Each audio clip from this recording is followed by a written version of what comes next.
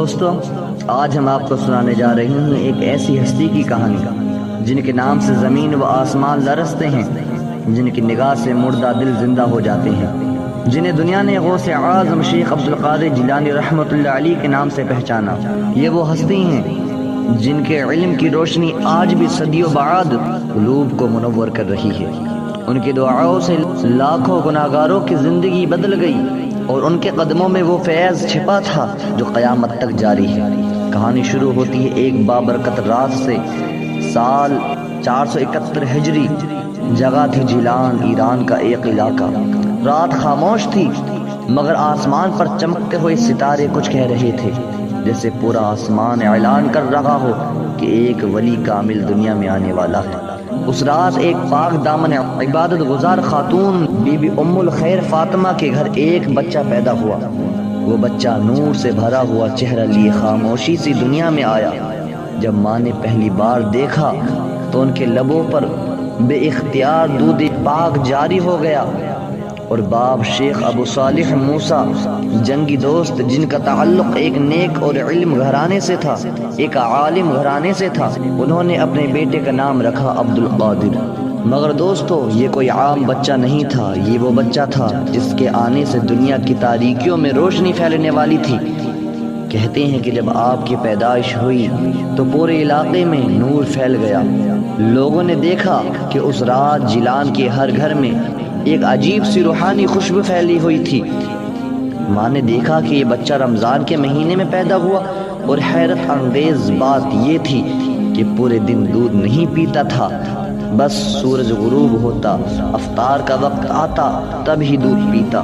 یہ تھی پہلی کرامت جو بچپن میں ظاہر ہوئی۔ ایک بزرگ فرماتے ہیں، ہم نے جیلان میں دیکھا کہ جب آسمان پر بادل چھا جاتے، لوگ کہتے اے عبدالقادر کے رب ہمیں بارش دے، بارش برس پڑتی۔ یہ بچپن کے وہ دن تھے جب ابھی آپ کو ہونٹوں پر گفتگو کا ذائقہ بھی نہیں آتا تھا، لیکن آپ کی خاموشی میں اللہ کی رحمت بولتی تھی۔ جیسے جیسے دن گزرتے گئے، عبدالقادر کی آنکھوں میں ایک عجیب سی چمک پیدا ہونے لگی۔ یہ چمک دنیاوی نہیں تھی، یہ تھی علم و عرفان کی روشنی۔ جب دوسرے بچے کھیلتے، آپ قرآن کے الفاظ کو دیکھتے اور دل میں اللہ کا نام دہراتے۔ ایک دن ماں نے پوچھا، تم دوسروں کے ساتھ کیوں نہیں کھیلتے؟ تو چھوٹے عبدالقادر نے نرمی سے کہا، امی جان میں کھیلنے نہیں آیا ہوں، میں تو اللہ کی پہچان پانے آیا ہوں۔ یہ سن کر ماں کی آنکھوں سے آنسو بہنے لگے، کیونکہ وہ جان گئی تھی کہ یہ بچہ عام نہیں ہے، یہ ولیوں کا سردار بننے والا ہے۔ اسی بچپن میں ایک اور واقعہ مشہور ہے۔ ایک دن آپ کھیتوں کی طرف جا رہے تھے، راستے میں اچانک ایک شیر سامنے آ گیا۔ سب لوگ بھاگ گئے مگر عبدالقادر نے قدم نہیں ہٹایا۔ آپ نے شیر کی آنکھوں میں دیکھا اور فرمایا، اے اللہ کے جانور، جا، میں عبدالقادر تجھے حکم دیتا ہوں، راستہ چھوڑ دے۔ شیر فوراً جھک گیا اور خاموشی سے راستے سے ہٹ گیا۔ یہ تھا بچپن کا وہ لمحہ جب زمین و آسمان نے پہچان لیا یہ اللہ کا دوست ہے۔ اور یوں غوث اعظم رحمۃ اللہ علیہ کے بچپن کا زمانہ نور و برکت اور کرامت سے بھرا رہا۔ یہ بچہ بڑا ہو رہا تھا، لیکن صرف عمر میں نہیں بلکہ روحانیت میں، ایمان میں اور علم میں۔ دوستو، وقت گزرتا گیا، وہ نورانی بچہ اللہ کے ذکر میں رہتا تھا، اب جوانی کی دہلیز پر قدم رکھ چکا تھا۔ دنیا بدل رہی تھی لیکن عبدالقادر جیلانی کا دل دنیا سے بے نیاز تھا۔ ایک دن آپ اپنی والدہ کے پاس آئے، چہرے پر عزم تھا، دل میں ایک تڑپ۔ فرمایا، امی جان میرا دل علم دین حاصل کرنے کے لیے بے چین ہے، میں بغداد جانا چاہتا ہوں تاکہ علم شریعت اور معرفت الہی میں کمال حاصل کر سکوں۔ بی بی فاطمہ نے بیٹے کی آنکھوں میں دیکھا اور وہ لمحہ یاد کیا جب اس ننھے بچے نے کہا تھا، میں کھیلنے نہیں آیا، میں اللہ کو پہچاننے آیا ہوں۔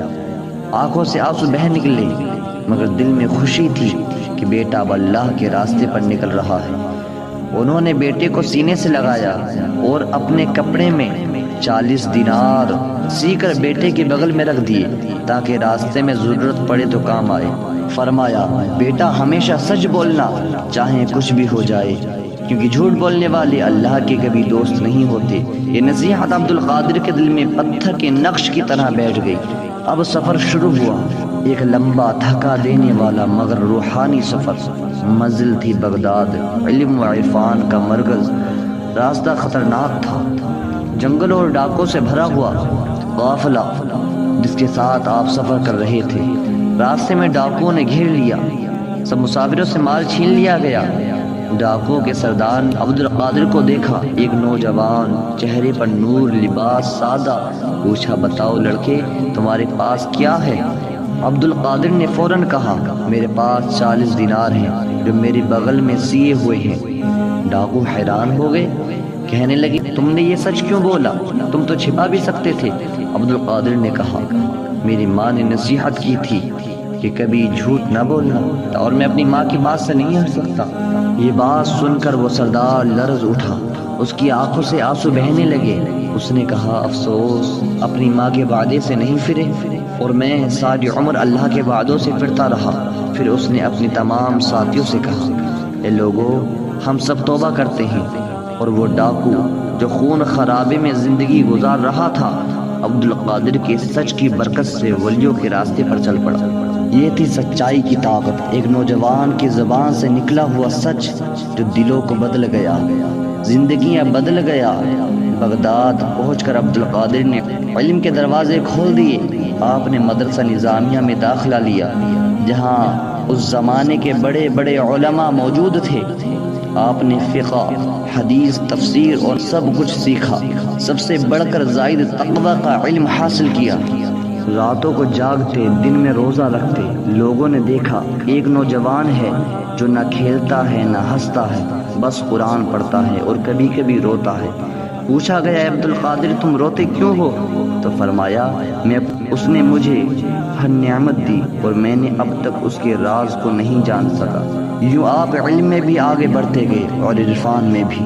استاذ آپ کی ذہانت اور عاجزی پر حیران رہ گئے، اور بغداد کی فضا میں آپ ایک نئی خوشبو پھیلانے لگے تھے، عبد القادر جیلانی کی روحانیت کی خوشبو۔ دوستو، یہ وہ زمانہ تھا جب اللہ کے ولی نے اپنی بنیاد مضبوط کر لی تھی۔ اب وقت تھا کہ وہ اپنی روشنی دوسروں تک پہنچائیں اور ایک نئے دور کا آغاز کریں۔ دوستو، آگے کی کہانی پارٹ 2 میں بتائیں گے۔